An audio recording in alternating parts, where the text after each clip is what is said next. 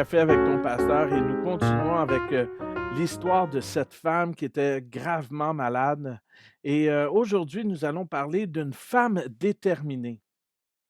Cette femme malade, souffrante, sans ressources, sa santé détériorée, seule et rejetée, que fait-elle?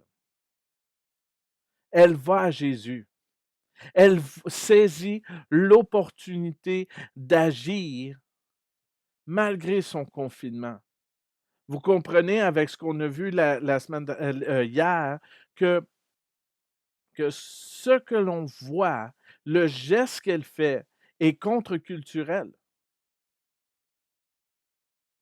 C'est inimaginable. Elle passe dans une foule alors qu'elle sait qu'elle peut, selon la culture, rendre les autres impurs.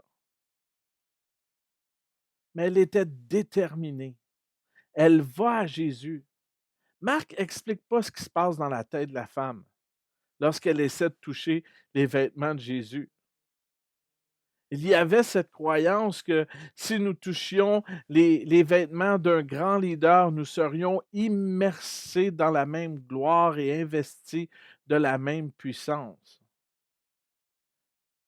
Il y a un homme qui mentionne Alexandre le Grand, souvent assailli par les foules qui couraient vers lui de tous côtés. Les unes touchant ses mains, les autres touchant les genoux, les autres touchant ses vêtements, dans l'espoir d'être baptisés ou immersés dans son aura ou son pouvoir. Parfois, l'approche était dans une intention plus spécifique pour la guérison ou l'accomplissement d'une demande. Est-ce est-ce que est-ce que c'est ça qui se passe?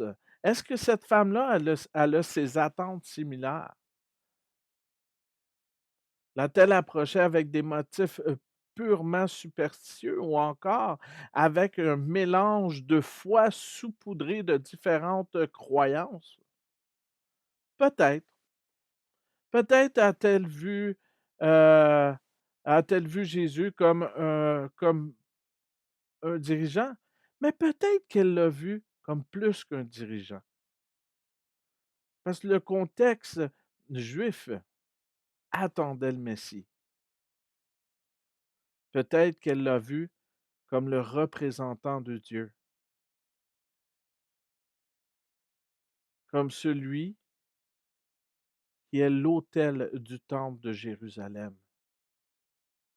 et que tout ce qu'il tout ce que ça touche devient saint.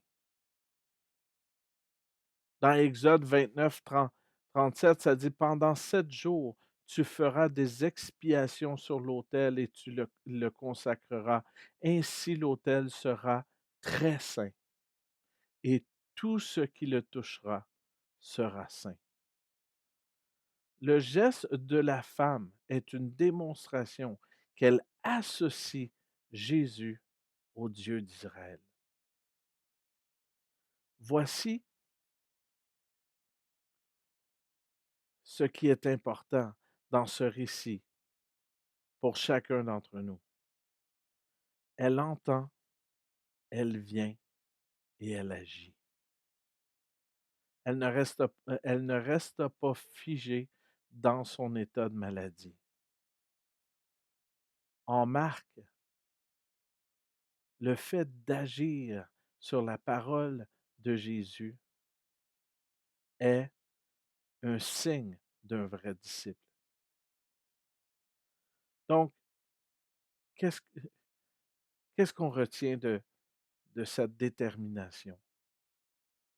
Je ne sais pas ce que tu vis aujourd'hui. Je ne sais pas quel genre de pression que tu as. Même ma prière, c'est que tu puisses entendre, que tu puisses venir à Jésus et agir. Saisis le bord de son vêtement. Donc, qu'est-ce que la question du jour, c'est qu'est-ce que cette femme a que tu aimerais avoir? Et sur ce, merci d'avoir pris un café avec ton pasteur et reste béni.